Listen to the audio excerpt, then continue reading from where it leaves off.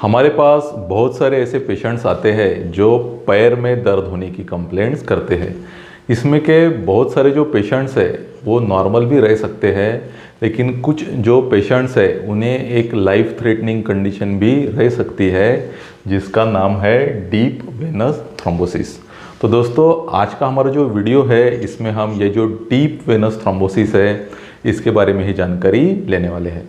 तो दोस्तों, ये वीडियो शुरू करने से पहले मैं आपको कहना चाहता हूँ कि ये चैनल पे अगर आप पहली बार आए हैं तो इसे आप ज़रूर सब्सक्राइब कर लीजिए और नए नए वीडियोस का नोटिफिकेशन मिलने के लिए आप जो बेल बटन है उसे भी प्रेस कर दीजिए। और दोस्तों, ये जो वीडियो है इसके बारे में अगर आपके मन में कोई शंका है तो आप मुझे कमेंट बॉक्स में लिख के बता सकते हैं या पूछ सकते हैं। और ये वीडियो अगर आपको अच्छा लगा तो आप लाइक को बटन भी दबा सकते हैं। तो दोस्तों, चलिए आज का टॉपिक हम शुरू करते हैं।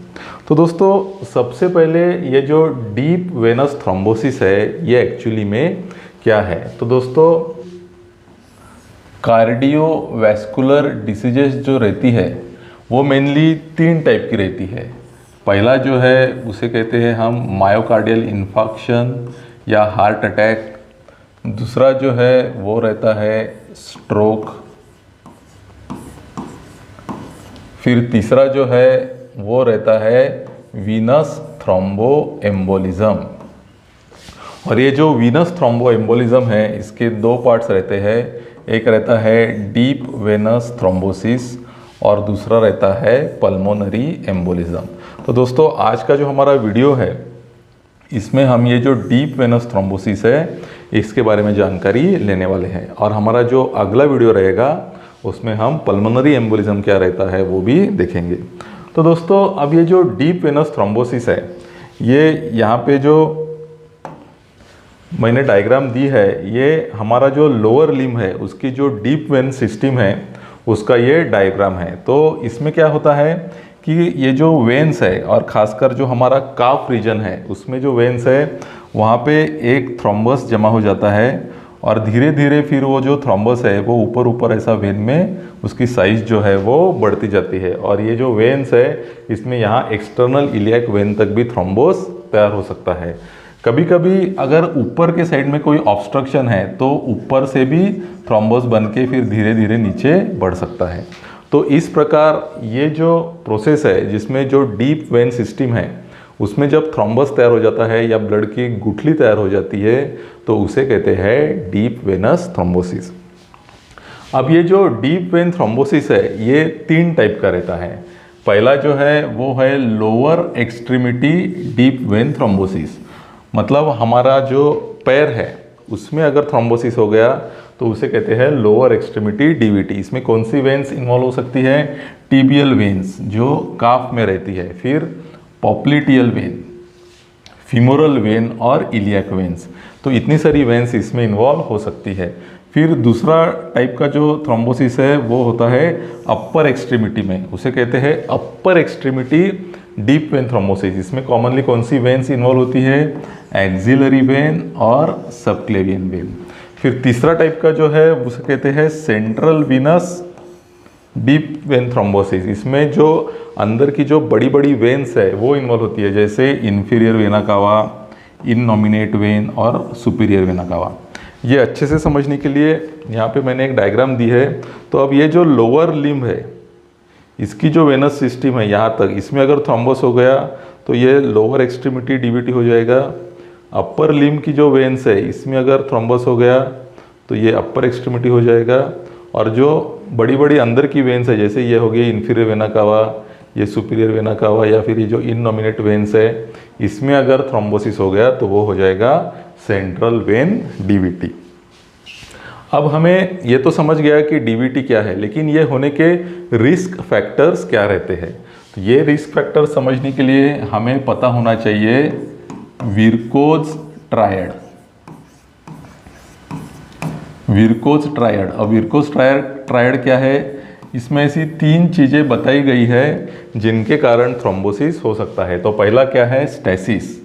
जब भी ब्लड का जो फ्लो है, कोई भी ब्लड वेसल में जो ब्लड का फ्लो है वो अगर स्लो हो गया या रुक गया तो वहाँ पे थ्रोम्बस बन सकता है। फिर वेसल वॉल इंजुरी, जो हमारी ब्लड वेसल है उसके अंदर की जो लेयर है, जो इंटीमा है, उसे अगर इंजरी हो गई तो वहाँ पे थ्रोम्बस बन सकता है। फिर हाइपर कोएगुलेबिलिटी, अगर जो ब्लड है वो मूलतः बहुत अगर गाढ़ा हो गया है तो वहाँ पे भी थ्रोम्बस बन सकता है। अब इसका बेसिस लेके अभी ऐसी कौन सी चीज़ें हैं या कौन सी कंडीशंस है वहाँ पे ये जो रिस्क फैक्टर है डीवीटी का वो बढ़ जाता है। तो पहले हम देखते हैं कि स्टेसिस। अब स्टेसिस में कौन सी कंडीशन आती है। अब कोई भी कारण से अगर पेशेंट की जो मोबिलिटी है वो अगर कम हो गई, अगर पेशेंट की सर्जरी हो गई या उसे कोई फ्रैक्चर हो गया या पेशेंट को अगर पैरालिसिस हो गया है, वो हिल नहीं सकता है, ऐसी कोई भी कंडीशन में अगर पेशेंट की इमोबिलिटी हो गई या मोबिलिटी कम हो गई तो वहाँ पे स्टेसिस होकर डीवीटी हो सकता है। फिर अगर हार्ट फेल्यूर है, हार्ट फेल्यूर में हार्ट का जो पंपिंग है वो स्लो हो जाता है और ब्लड का जो फ्लो है वो भी स्लो हो जाता है। फिर प्रेगनेंसी में क्या होता है कि इंट्रा एब्डोमिनल प्रेशर बहुत बढ़ा हुआ रहता है, इसलिए नीचे से जो ब्लड फ्लो आ रहा है वेंस के थ्रू वो स्लो हो जाता है। फिर ओबेसिटी में भी स्टेसिस हो सकता है। वीनस ऑब्स्ट्रक्शन, अगर वेंस में कोई ऑब्स्ट्रक्शन हो गया है तो ब्लड फ्लो स्लो हो सकता है। उसी प्रकार वेरिकोज वेंस में भी स्टेसिस हो सकता है। फिर एंडोथेलियल इंजुरी कहाँ पे हो सकती है। इसमें पहला है एथेरोस्क्लेरोसिस। हमें पता है कि एथेरोस्क्लेरोसिस में क्या होता है कि जो वॉल है वो थिक हो जाती है और अंदर कोलेस्टेरॉल भी जमा होता है, तो इसमें एंडोथेलियल इंजुरी हो जाती है। फिर ट्रॉमा हुआ तो भी एंडोथेलियल इंजुरी हो जाती है। सर्जरी में भी इंजुरी हो सकती है। कोई इन्फेक्शन में भी इंजुरी हो सकती है। हमने बहुत सारी ऐसी केसेस देखी है जिसमें कोरोना होने के बाद पेशेंट को थ्रोम्बोसिस हुआ है, उसको मायोकार्डियल इन्फेक्शन हुआ है या उसको स्ट्रोक हुआ है, तो इन्फेक्शन के कारण भी थ्रोम्बोसिस हो सकता है। इनड्वेलिंग कैथेटर्स, अगर पेशेंट को सेंट्रल लाइंस डाली हुई है तो उसके कारण भी एंडोथेलियल इंजुरी होकर थ्रोम्बस बन सकता है। फिर कोई ड्रग्स जो है उनके कारण भी एंडोथेलियल इंजुरी हो सकती है। अब हाइपर कोएगुलेबिलिटी कब कब हो सकती है, उसमें आता है मैलिग्नेंसी। कोई भी टाइप के जो कैंसर्स है और ख़ासकर जो माइलो प्रोलिफरेटिव डिसऑर्डर्स या फिर कैंसर्स है उसमें ब्लड हाइपर कोएगुलेबल रह सकता है। फिर थ्रोम्बोफिलिया, थ्रोम्बोफिलिया ये कुछ ऐसी जेनेटिक डिसीजेस है जिसमें ब्लड ऑलरेडी बहुत गाढ़ा रहता है या हाइपर कोएगुलेबल रहता है। कुछ ड्रग्स है जिनके कारण भी ये प्रॉब्लम हो सकता है, जैसे जो एंटी कैंसर ड्रग्स है इसमें ये कॉमनली देखा जाता है। और प्रेगनेंसी में भी ऐसी फिजियोलॉजी बन जाती है कि उसमें ब्लड हाइपर कोएगुलेबल हो सकता है। तो इतनी सारी जो कंडीशंस है ये सब रिस्क फैक्टर्स है किसके लिए, डीप वेन थ्रोम्बोसिस के लिए। अब हम देखते हैं कि ये जो डीप वेन थ्रोम्बोसिस है इसके क्लिनिकल फीचर्स क्या रहते हैं। तो इसके अगर सिम्टम्स पे हम जाएंगे तो उसके जो कॉमन जो 4 सिम्टम्स रहते हैं उसमें आता है पेन, पेशेंट बहुत पेन कंप्लेंट करता है। फिर टेंडरनेस रहता है, स्वेलिंग रहती है, इडिमा रहता है, वहाँ पे सूजन आ जाती है और वहाँ का जो एरिया है वो थोड़ा लाल दिखता है और अगर हमने अगर उस पर हाथ लगाया तो हमें उसमें गर्मी भी महसूस होती है। अब यहाँ पे आप देखेंगे ये जो डायग्राम है इसमें ये जो राइट साइड का ये जो पैर है ये आपको थोड़ा इससे अलग दिखेगा, थोड़ा लाल कलर का दिखेगा, उस पर थोड़ा सूजन भी है। तो ये जो पैर है ये नॉर्मल पैर है और ये जो है यहाँ पे पेशेंट को डीवीटी हो गया है। अब ये जो डीवीटी है इसमें एक इम्पॉर्टेंट साइन रहती है और ये जो साइन है इसे कहते हैं होमन्स साइन। अब होमन साइन में क्या करते हैं कि ये जो हमारा ये जो एंकल है उसे डॉर्सीफ्लेक्स करते हैं। तो डॉर्सीफ्लेक्स करने से क्या होगा कि यहाँ पे स्ट्रेच आएगा और यहाँ पे अगर पेशेंट को डीवीटी हुआ है तो वो पेन कंप्लेंट करेगा, तो इसे कहते हैं होमन साइन। इसके अलावा और एक साइन रहती है जिसे कहते हैं काफ स्क्वीज साइन। ये जो काफ है उसे हम ऐसे स्क्वीज करते हैं तो तब भी पेशेंट पेन कंप्लेंट करता है। लेकिन ये जो काफ स्क्वीज साइन है इसे एलिसिट करना डेंजरस भी हो सकता है क्योंकि वहाँ पे जो थ्रोम्बस बना हुआ है वो वहाँ से सटक के उसका एम्बुलस बन के आगे वो लंग्स में जा सकता है। तो ये जो काफ स्क्वीज साइन है ये हमने एलिसिट नहीं किया तो ही अच्छा रहेगा। अब ये जो डीवीटी है इसके क्लिनिकल फीचर्स जब डिस्क्राइब किए जाते हैं तो 2 इसमें टर्मिनोलॉजीज आती है, वो जो है वो भी बहुत इम्पॉर्टेंट है। उसमें पहली जो है उसे कहते हैं फ्लेग्मासिया अल्बा डोलेंस और दूसरा जो है वो है फ्लेग्मासिया सेरुलिया डोलेंस। अब ये जो दोनों वर्ड्स है ये लैटिन वर्ड्स है। अब इनका एग्जैक्ट मीनिंग हमने अगर देखना है तो इसका मीनिंग होता है पेनफुल वाइट इन्फ्लेमेशन और इसका मीनिंग होता है पेनफुल ब्लू इन्फ्लेमेशन। अब इसमें डीवीटी में पेशेंट का पैर कैसे दिखता है इस पे ये नाम पड़ा है। अब ये जो पहली कंडीशन है ये क्या है, ये डीवीटी की अर्ली स्टेज है और ये जो दूसरी कंडीशन है ये थोड़ी लेट है और इसमें कॉम्प्लिकेशंस हो जाता है, ऐसी स्टेज है। अब ये पहले में क्या होता है कि सिर्फ डीप वेन्स जो है वो इन्वॉल्व हो जाती है, लेकिन ये जो स्टेज है इसमें डीप और सुपरफिशियल, डीप प्लस सुपरफिशियल ये दोनों वेन्स इसमें इन्वॉल्व हो जाती है। तो इसमें होता क्या है कि ये जो पहली स्टेज है इसमें एडिमा रहता है लेकिन साइनोसिस नहीं रहता है और पेशेंट का जो लेग है वो ऐसे वाइट दिखता है, इसलिए उसे मिल्क लेग भी कहते हैं। अगर इसका डायग्राम हमें देखना है तो ये इस प्रकार आपको दिखेगा। तो ये देखेंगे आप कि यहाँ पर जो लेग है इसमें डीवीटी हुआ है और ये ऐसा थोड़ा वाइटिश दिख रहा है। ये जो फ्लेगमास या सेरुलिया डोलेंस ये जो कंडीशन है इसमें एडिमा रहता है, इसमें साइनोसिस भी रहता है मतलब ब्लूइश डिस्कलरेशन रहता है और इसमें बुल्ले मतलब फोड़े भी रहते हैं। और ये जो कंडीशन है ये बहुत ख़तरनाक है, इसमें पेशेंट को वेनस गैंग्रीन भी हो सकता है और उसका पैर काटने का भी काम पड़ सकता है। अब ये कंडीशन कैसी दिखती है तो देखेंगे आप, ये जो पैर है ये पूरा ब्लू हो गया है, ये है फ्लेगमास या सेरुलिया डोलेंस। अब हम आते हैं कि ये जो डीवीटी है इसका हम डायग्नोसिस पेशेंट में कैसे कर सकते हैं। तो इसमें जो टेस्ट ऑफ चॉइस है वो है डी डाइमर टेस्ट। तो ब्लड में क्या करते हैं हम डी डाइमर की लेवल देखते हैं। अब ये जो डी डाइमर है ये कब बढ़ता है, कोई भी अगर बॉडी में इन्फ्लेमेशन हुआ है या थ्रोम्बोसिस हुआ है तो ये जो लेवल है वो बढ़ती है।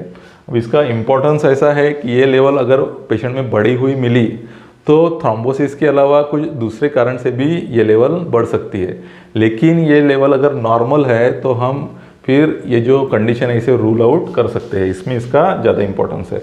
फिर दूसरी जो इम्पोर्टेंट है और बहुत ही इम्पोर्टेंट टेस्ट है वो है वीनस डॉपलर यूएसजी। तो हम जो डीप वेन्स है उसका सोनोग्राफी करते हैं। तो यहाँ पे आप देखेंगे कि ये जो है ये सोनोग्राफी में क्या है, यहाँ पे एक डायग्राम दिया है। अब इसमें ये जो है ये एक थ्रोम्बस है, ये फीमोरल वेन में थ्रोम्बस है जो हमें सोनोग्राफी में दिखता है। या दूसरी डायग्राम यहाँ पे क्या है कि जब ये जो सोनोग्राफी का जो प्रोब है वो हम नॉर्मल वेन पे ऐसा दबाते हैं तो ये जो वेन है ये दब जाती है, लेकिन अगर उसमें थ्रोम्बस है तो वो नहीं दबेगी। तो यहाँ पे भी दिया है कि ये जो है ये फीमोरल वेन में थ्रोम्बस है और अगर वहाँ पे प्रोब दबाया तो वो नहीं दबता है। तो इस प्रकार हम सोनोग्राफी से ये जो कंडीशन है उसका डायग्नोसिस कर सकते हैं। फिर कुछ कॉन्ट्रास्ट विनोग्राफी रहती है, वो वेन्स में हम कॉन्ट्रास्ट डाल के भी इसका डायग्नोसिस कर सकते हैं, लेकिन इसका प्रॉब्लम रहता है कि ये इनवेजिव प्रोसीजर है, लेकिन ये एक डेफिनेटिव प्रोसीजर है, लेकिन सोनोग्राफी से भी हमारा डायग्नोसिस हो जाता है। फिर इसमें हम सीटी एमआरआई भी कर सकते हैं। दोस्तों अब हम देखेंगे इम्पोर्टेंट पार्ट ये वीडियो का कि ये जो कंडीशन है इसका हम ट्रीटमेंट कैसे करते हैं। तो ऑब्वियसली थ्रोम्बोसिस है तो इसमें हम क्या करेंगे, एंटी कोएगुलेशन करेंगे। तो इसमें क्या है, जब एक्यूट स्टेज रहती है मतलब पहले 5 से 10 दिन जब रहते हैं तो उसमें हमारे पास ये 3 ऑप्शन है। एक तो हम अनफ्रैक्शनेटेड हिपेरिन जो है वो यूज़ कर सकते हैं, या वो हमें आईवी देना पड़ता है, या फिर subcutaneous low molecular weight heparin use कर सकते हैं, या फिर सबक्यूटेनियस फोंडा पेरिनॉक्स। इतने में से हम कुछ भी इसमें यूज़ कर सकते हैं।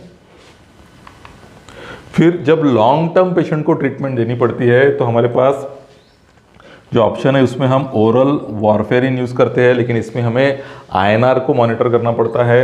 अगर मैलिग्नेंट पेशेंट है, कोई मैलिग्नेंसी के कारण अगर पेशेंट में लॉन्ग टर्म ये ट्रीटमेंट देनी पड़ रही है तो वहाँ पे जनरली वारफेरिन की जगह subcutaneous low molecular weight heparin use करते हैं। और तीसरा इसमें और एक ऑप्शन है लॉन्ग टर्म ट्रीटमेंट में कि न्यू ओरल एंटीकोआगुलेंट्स। ऐसे बहुत सारे नए एंटीकोआगुलेंट्स आए हैं जैसे एपिक्साबैन। ये जो ड्रग्स है इसका खासियत ये है कि इसमें हमें ज़्यादा मॉनिटरिंग करने का काम नहीं पड़ता है। तो इस प्रकार हम इसमें एंटीकोएगुलेशन ये ट्रीटमेंट देते हैं। फिर जो पेशेंट्स है इनमें हम आईवीसी फिल्टर्स भी यूज़ करते हैं। तो आईवीसी फिल्टर क्या है, यहाँ पे आप डायग्राम में देखेंगे कि यहाँ पे ऐसा एक ये फिल्टर डाला जाता है। इसमें क्या होता है कि नीचे का जो थ्रोम्बस है फिर ये ऊपर नहीं जा सकता है। तो ये जो ट्रीटमेंट है ये हम कब यूज़ करते हैं, जब इलियोफिमोरल डीवीटी रहता है। मतलब ये जो इलियाक वेसल्स है इसमें अगर थ्रोम्बस है, इलियाक और फिमोरल वेसल्स में जो ऊपर जाने के चांसेस बहुत ज़्यादा है, तो हम इसे यूज़ करते हैं। इसमें दो टाइप के फिल्टर्स रहते हैं, कुछ परमानेंट रहते हैं, कुछ टेम्पररी रहते हैं। और ये ट्रीटमेंट हम कब देते हैं, जब जो एंटी कोआगुलेंट्स हैं वो पेशेंट को देने में कुछ कॉन्ट्राइंडिकेशंस है या फिर उसके कुछ कॉम्प्लिकेशंस हो चुके हैं। तो ऐसी कंडीशन में हम ये आईवीसी फिल्टर्स यूज़ करते हैं। इसका एडवांटेज क्या है कि ये जो थ्रोम्बस है इसको यहीं पे रोक देता है और ऊपर फिर ये लंग्स में नहीं जा सकता। फिर और क्या ट्रीटमेंट है हमारे पास, अगर ये एंटीकोएगुलेशन यूज़ करने के बावजूद भी वो जो थ्रोम्बस है वो अगर कम नहीं हुआ तो हम बस रिडक्शन स्ट्रेटजीज यूज़ कर सकते हैं। इसमें क्या है कि ये जो थ्रोम्बस है उसको हम कम करने का प्रयास करते हैं अलग अलग टेक्निक से। उसमें क्या है, पहले है सिस्टेमिक थ्रोम्बोलाइसिस, स्ट्रेप्टोकाइनेज या फिर यूरोकाइनेज ऐसे जो ड्रग्स है उनका यूज़ करके वो थ्रोम्बस को हम लाइसिस करने का प्रयास करते हैं। सिस्टेमिक हो गया। फिर कैथेटर डायरेक्टेड भी थ्रोम्बोलिसिस होता है, मतलब जहाँ पे वो थ्रोम्बस है वहाँ पे उसके एकदम पास में कैथेटर डाल के उसमें से लो डोज में ये थ्रोम्बोलाइटिक ड्रग देके हम थ्रोम्बोलाइसिस कर सकते हैं। फिर कुछ फार्मेको मैकेनिकल टेक्निक्स रहती है, मतलब ड्रग्स के अलावा मैकेनिकली भी कुछ छोटे छोटे जो नई नई टेक्निक्स आई उसके कारण वो जो थ्रोम्बस है उसे हम ब्रेक कर सकते हैं। अगर इसके बाद भी नहीं हुआ तो एक्चुअल में सर्जरी करके भी वो जो वेन है उसमें का थ्रोम्बस हम निकाल सकते हैं। और कभी कभी कुछ एंडोवैस्कुलर टेक्निक्स का भी यूज़ करना पड़ता है। अगर कोई वीनस ऑब्स्ट्रक्शन के कारण ही थ्रोम्बस बन गया है तो वहाँ पे वो जो ऑब्स्ट्रक्शन है उसमें स्टेंट डाल के भी हम वो जो थ्रोम्बस है उसको हील कर सकते हैं। अब दोस्तों ये तो हो गया डीवीटी के ट्रीटमेंट का पार्ट, लेकिन इसमें बहुत इंपॉर्टेंट जो चीज़ है वो है प्रिवेंशन। हमने देखा कि ऐसे बहुत सारी कंडीशंस है जो रिस्क फैक्टर्स है डीवीटी के लिए। तो ऐसे जो पेशेंट्स है उनमें अगर कुछ प्रिवेंटिव स्ट्रेटजीज हमने यूज़ की तो हम डीवीटी उनमें होने से उन्हें बचा सकते हैं। तो ये प्रिवेंशन हम कैसे कर सकते हैं, तो फार्मेकोलॉजिकल इसमें ट्रीटमेंट कर सकते हैं। तो इसमें हम ड्रग्स यूज़ करते हैं, जैसे unfractionated heparin, low molecular weight heparin या फिर फोंडापेरिनॉक्स। ये ड्रग्स यूज़ करके हम डीवीटी का प्रोफिलैक्सिस कर सकते हैं। फिर कुछ मैकेनिकल हमारे पास डिवाइसेस रहती है, उसके कारण भी हमें डीवीटी प्रिवेंट कर सकते हैं। उसमें आता है इंटरमिटेंट न्यूमेटिक कंप्रेशन डिवाइस। अब इसका जो फोटो है ये यहाँ पे मैंने दिया है। तो इसमें क्या रहता है, यहाँ पे एक पंप रहता है और यहाँ पे ऐसा ये पैर पे लगाया जाता है। तो इंटरमिटेंट ये जो पंप है इसके कारण इसका इन्फ्लेशन होता है और जो ब्लड है वो आगे उसमें से दबा के पैर में से उसे पुश किया जाता है, तो उसका स्टेसिस नहीं होता है और डीवीटी होने से प्रिवेंशन हो जाता है। फिर दूसरा जो है वो है ग्रेजुएटेड कॉम्प्रेशन स्टॉकिंग्स। तो ऐसे मोजे पेशेंट को पहनाए जाते हैं जो एकदम टाइटली पैर में बैठते हैं और ये भी यहाँ पे जो ब्लड है उसे जमा नहीं होने देते या स्टेसिस नहीं होने देते और इसके कारण भी फिर डीवीटी का प्रिवेंशन हो जाता है। तो दोस्तों इस प्रकार आज का जो वीडियो है इसमें हमने एक इम्पॉर्टेंट टॉपिक कवर किया है।